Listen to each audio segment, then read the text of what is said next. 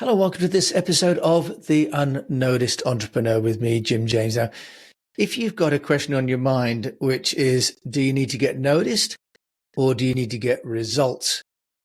Then this show is for you, because my guest today has spent a lot of money going slow and realized that actually need to spend money to get results more quickly. And he's had a very successful podcast where he got over $1 million worth of contracts by hosting a show. And we're going to talk to you and him about whether you should have a show or just be a guest.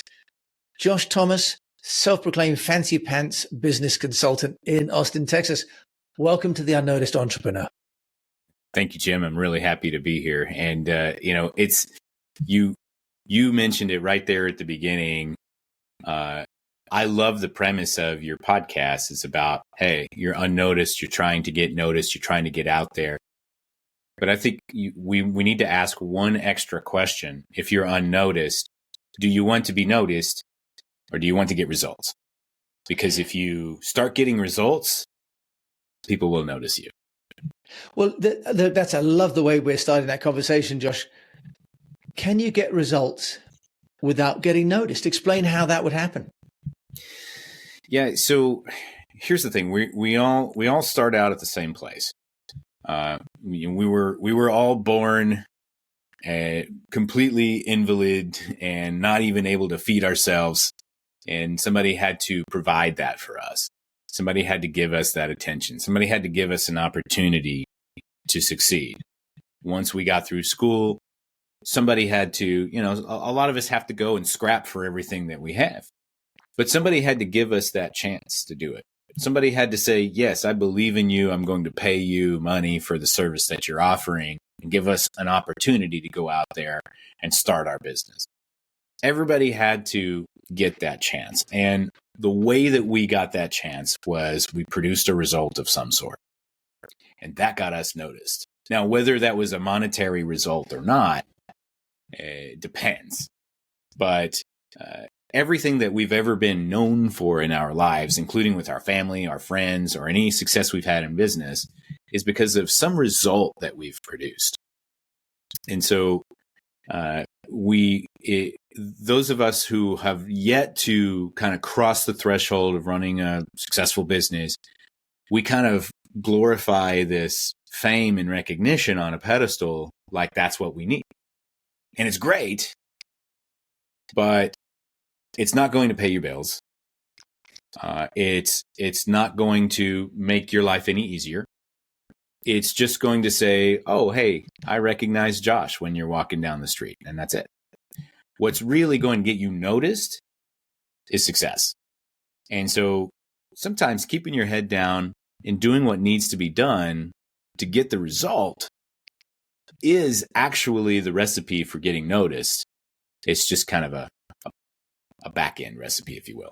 Yeah, that's really interesting. And I guess at the point that, you can't really have fame and fortune without having done the hard work. I think we're more and more seeing in public how every celebrity and every successful business person has put in the work and the hours. And I know that later on, Josh, you're going to tell us 7 things that people can do. And you're even going to give us some templates at the end of the show, aren't you, on how Certainly. people can get some success. Before we get to that, though, Josh, you have a unique approach to podcast hosting. And can you just share with us your story? Because you managed to make your podcast into a very successful source of leads. Let's just touch on that if we can, because that in England, we'd say that's a great result. So Certainly. How did that work? Yeah. So here's a great example of the formula that I just mentioned. I started a podcast in 2016. It was called How to Lose Money. It's probably still available. If you go on Apple or Spotify, you can probably look it up. It's me and a guy named Paul Moore. We did 238 episodes, and we interviewed investors and entrepreneurs, and they shared a major failure story and the lessons that they learned from it. And so without going into the origin story of why we did that podcast, I'm just going to talk about the fact that I was just an awkward dude who had no interview skills, who had very little social skills, And I had no clue what I was doing. But I got one little tiny one-line piece of advice from the guy who helped us start the whole thing up. His name's Dave Carberry, and he runs a business called Sweet Fish Media. He helps people start podcasts. And Dave was sitting there with us, and he said, listen, I'm going to give you some advice that most people won't tell you. When you start a podcast, do not worry about building a relationship with your audience. Instead, focus on building a relationship with your guest. And my mind was blown because all I could think about at the time when I'm starting a podcast is, all right, how many people can I get to listen to me and glorify me and so that I can get noticed? And I'm envisioning and fantasizing in my head about how I'm going to have 20,000 listeners per episode and all of this stuff. But, reality was much more modest, if you will, about the amount of people that are willing to set aside time to listen to me talk to somebody else for an hour. But you know who was definitely paying attention to me for an hour? My guest. And so I started focusing on finding people that I wanted to know and people that I wanted to maybe do business with or I wanted to partner up with. And I would bring them on the podcast and I would give them two things. I would give them the spotlight and I would give them an experience. And there's this reciprocity that happens when you point a spotlight at somebody and you say, Jim, tell me about how great you are. And they feel it. Like, oh yeah, man, Josh is all right. He's a great guy. He just told me how great I was. There's this reciprocity that happens. And then you have the experience. And then when they walk away from that experience, they think, every time they see me, they think, oh yeah, I know him. We go back, even though we only talked for like 30 minutes. But we had an experience together. And if I can give you the spotlight and I can give you an experience, you will notice me. And if you notice me, now we've got an opportunity when something comes up like, hey, I think I can help this person increase their business. Let's talk about it.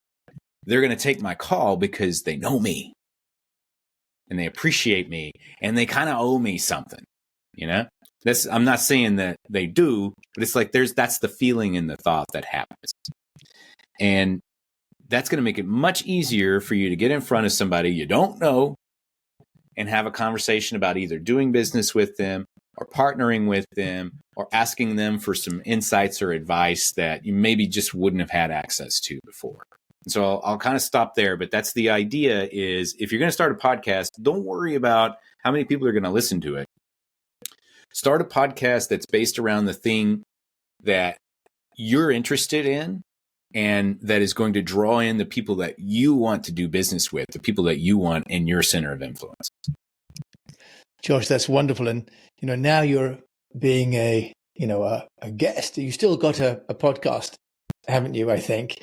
And now you're running an entrepreneurs club as well. And one of the things that you're offering to entrepreneurs is to increase or even double business for entrepreneurs within 90 days.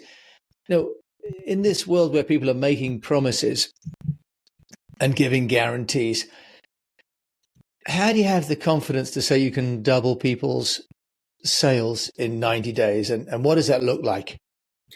So interestingly enough, and you may not have known this, but it actually all started with a guy I interviewed on a podcast. No, I didn't know that. Yeah. Yeah. And so I interviewed this guy and it was very early on, probably within my first 20 or 30 episodes. And if you go and find it right now, I bet it was a horrible interview. But we established a relationship and I meet this guy and I'm like, I don't know jack about what he does, but he's a cool dude. So a few months later, we kept in touch. I reached out to him and I said, hey, what are you working on right now? And he's like, well, I'm trying to get this sales thing going. I'm trying to increase my sales, my business. Oh, all right, cool. Can I take a look? And he says, yeah, of course. Because again, we already know each other. He definitely trusts me because we spent that time together.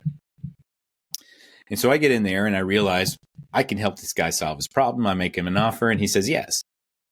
And I was able to actually 5X his business in a 90-day window.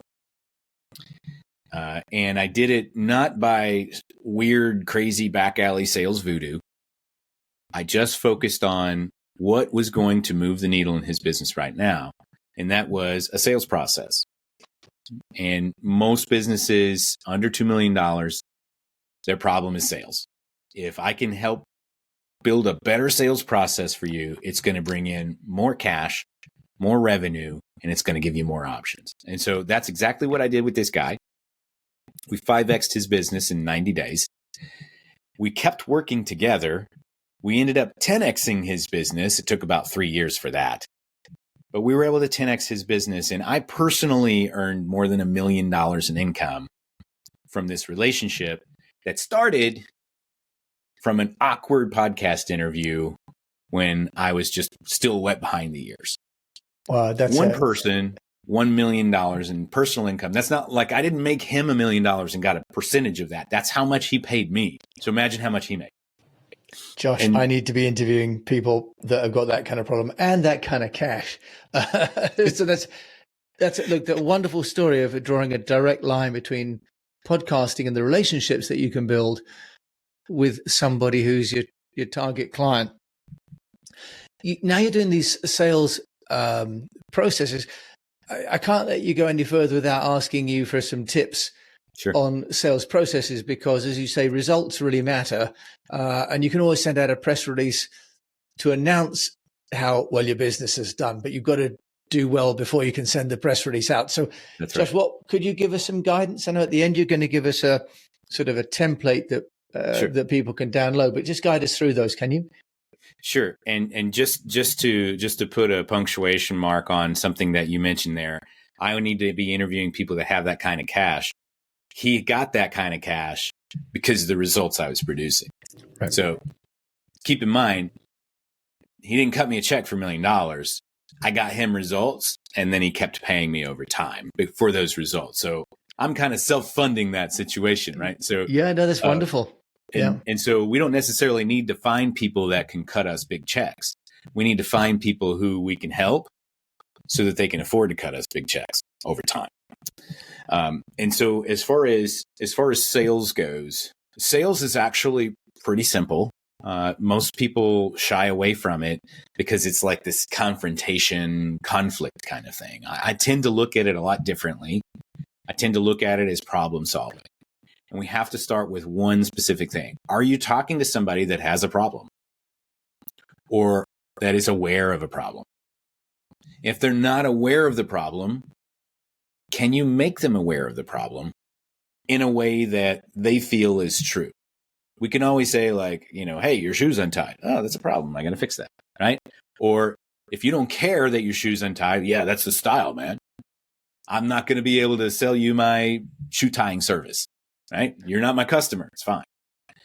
So the first thing we got to look for is, are you talking to somebody that has a problem, or can you make them aware of the problem?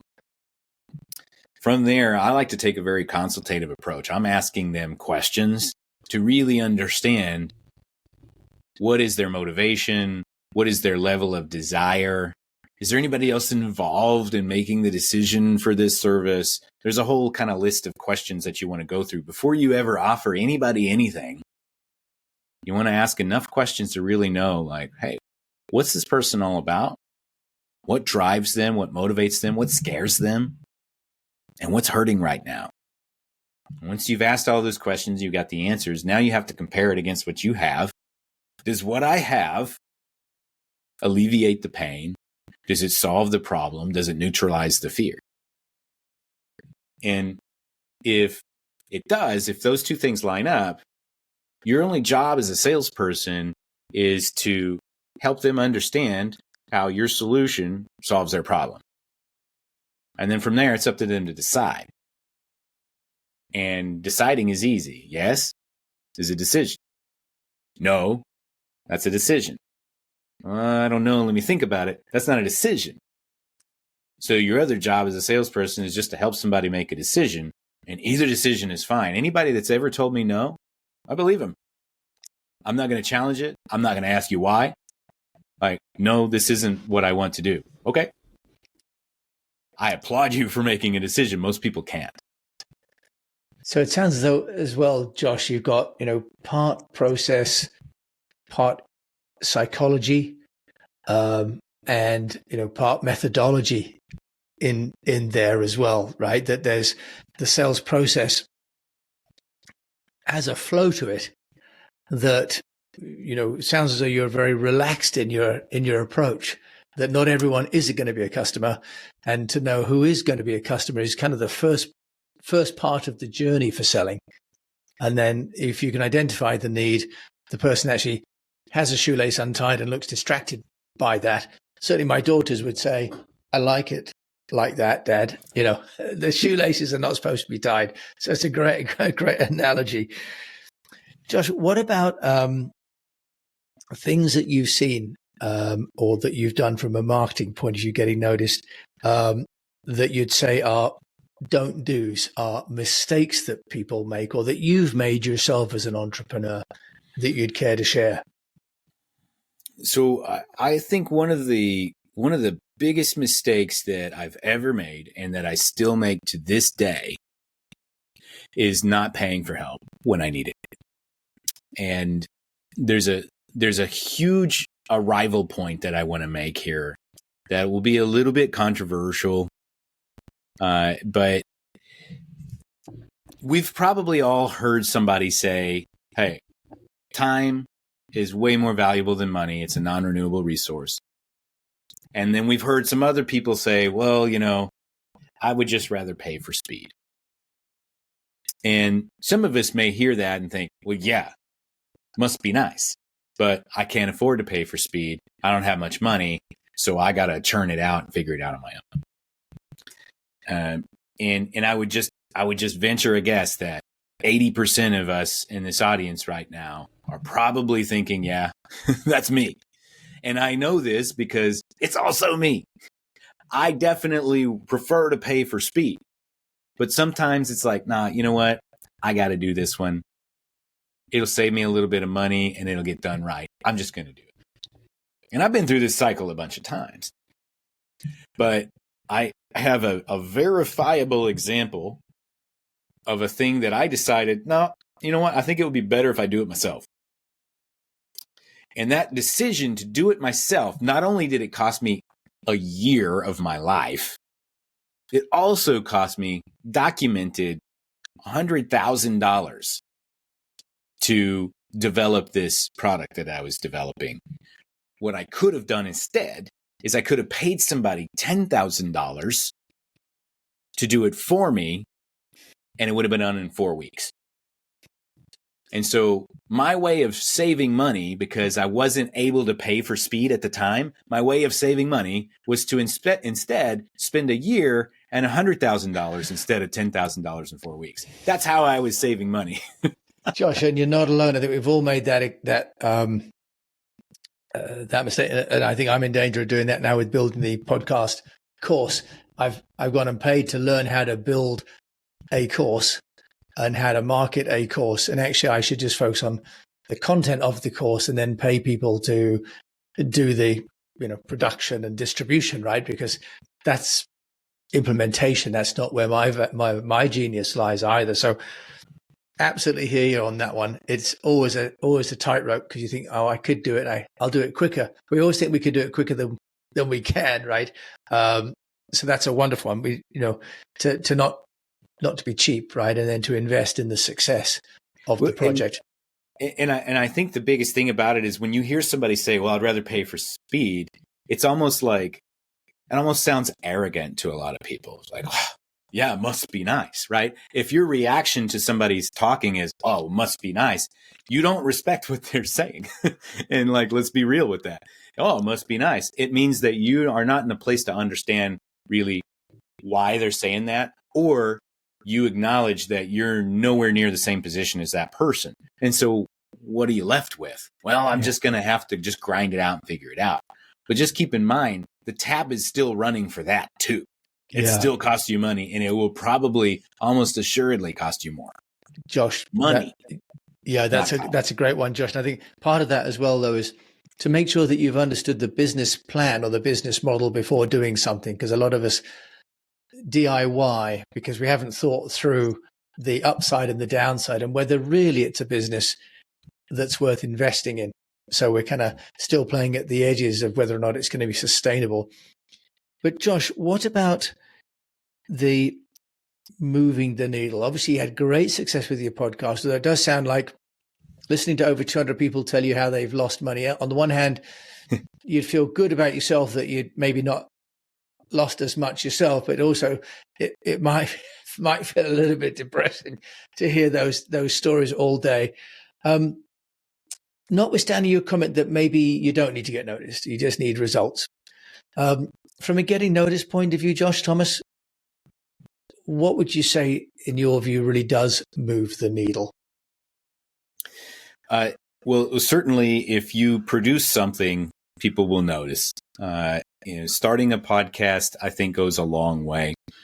But if you think about anybody who you notice, and let's go more basic than that. I like to call this the hey dude principle. And so let's say you're sitting with your friend at a bar, or if you're in England, it's a pub. And so you're sitting at the pub and you're sitting there with your friend and you just tried out this amazing product and you got a ton of results from it. You're going to say, hey, dude, you really need to try this new whiz-bang thing that I have because it did this and this and this for me. You just said, buy this product, it got me this result. You're leading that story with the result that it produced for you. Hey, dude, have you heard this new Ed Sheeran song? It really melted my heart. It really, really got me going. That's a result. You just said, buy this product because of the result that it got for me. Now, because of that result, this thing becomes noticed. You want it to be noticed by somebody else because of the results it produced. Most of us have probably heard of Alex Hormozi. And Alex Hormozi has spent the last 2 years posting reels talking about the results that he got with Gym Launch. And we're paying attention to him, not because he's a cool dude, which he is a cool dude, but we're paying attention to him because of the results that he produced, not the other way around. And so if you get results, the next thing you have to do is you got to talk about them, because our brains are wired to be attracted to those results. Just as I mentioned in the hey dude principle, hey dude, you got to try this new product. It really helped me sleep better. Hey dude, you got to watch this show. It's the funniest show I've ever seen. Result, result, result. That's why you notice things. Josh Thomas, I love that. And the Alex Hormozi, I mean, I think like the biggest book launch ever, wasn't it, or something? So as you say, people are intrigued and inspired by his results. And then he's getting the celebrity. So getting the results really comes before anything else. If people want to find you, Josh Thomas, and also get the download of the 7 things that they can do to increase their business revenue in 90 days, how can they find you? Sure. Do you want me to walk through those really quick? Yeah, sure. Let's go through those. If you want to step through those quickly, yeah. Yeah. So I'll walk you through what I call the precise method. And for anybody that's interested, you can go to factor1.io/training. That's factor1.io/training. And I put together a free training that walks you through in painful detail exactly what all 7 of these things are. Okay, great. So it's called the precise method. The precise is an acronym. My team gives me crap for how many acronyms that I create for them, but this is one they have to deal with. So what I learned is I worked with 5,000 different entrepreneurs over a 15-year career, and I sat down and I crunched all the numbers and I analyzed all the data, and I found that the most successful campaigns all fit into 7 different templates. There were only 7 different things that I was doing to help these businesses grow. And several of these businesses were 2x, 3x, even 5x in a 90-day period, just by focusing on one. Like, we typically would not combine more than one until we got the results. And then, for instance, I told you about the other guy, we were able to 10x his business after we were 5xing it in 90 days. So then we started kind of mixing and matching different things that we could do so that we could help kind of 10x his business. And so you sharing your screen there? Yeah. And I'm just, for those people that are listening, if you go to factor1.io, you can see Move the Needle in Your Business Now. There's a Facebook group, and also there's acres and acres of content here from Josh. He's going to just take us through this very quickly for those people listening. But I just wanted to share those people who want to go onto the YouTube channel for the Unnoticed Entrepreneur. You can also see Josh's screen as well, so you can see where he's going with his mohawk as well. Yeah, actually, yeah. Faux hawk. Faux hawk. There you go. Okay. Yeah. So just take us through that. Just briefly. Yeah. I don't have much left in the back, so yeah. Okay. So the precise method. There are 7 simple ways that templates that anybody can follow that inject quick cash into any business really fast. Okay. The first one is called process improvement. Okay. And process improvement is basically you're changing a procedure, an SOP, or something in your business that makes your company work more efficiently or more effectively. The next one is called reposition. And reposition means that you are elevating your status, moving your company upstream to a more premium option. You could also call a reposition as changing, like opening into a new market or changing industries. The third one is called egg. And egg stands for everything's got to go. That is a sale or a promotion on an existing product. After that, we have conversion message. And a conversion message is the words that you say that help your customer decide to buy from you. An innovative offer is the next one. An innovative offer is something that you are providing a solution to your customer's unmet needs and desires. So you're selling a product, they have a different need that you're not covering with that product. And so we develop a new product for that. It's called an innovative offer. A secondary sale is the next one, which is it's a cross sell, which means that you are selling somebody else's stuff in addition to yours, kind of like a joint venture, or an upsell, which means you're selling them product A, and oh, by the way, we'll throw in product B at a discount. And then finally, the last one is elixir. An elixir is your special sauce. It's some kind of secret ingredient that only you provide that puts you into a category of one. So those are the 7 different templates that we follow with the precise method. And if you take just one of those and apply it into your business, install it into your business, operate it the right way, then in my experience, you should see an influx of cash really fast. And that cash is going to solve a lot of upfront nagging problems for you, because you're going to be able to point that cash and just pew, pew, pew, just eradicate that problem right away, because now you have resources. And more importantly than anything else, you have momentum. And when we have momentum, we're able to get ourselves out of the rut, over the wall, and start focusing on leveling up our business. When you have momentum, it's a lot easier to get noticed.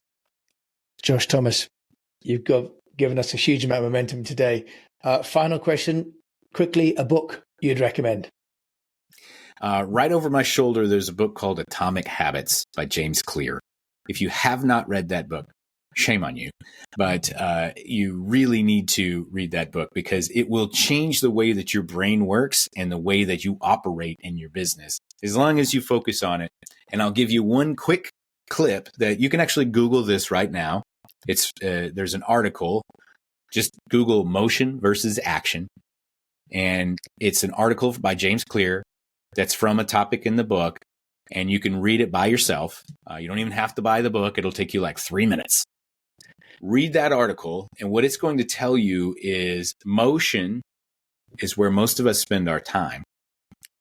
Action is what creates results. Motion is preparation work. It's getting ready. It's busy work. It's all of these things that we're doing to be moving and feeling like we're getting things done. But motion doesn't create results.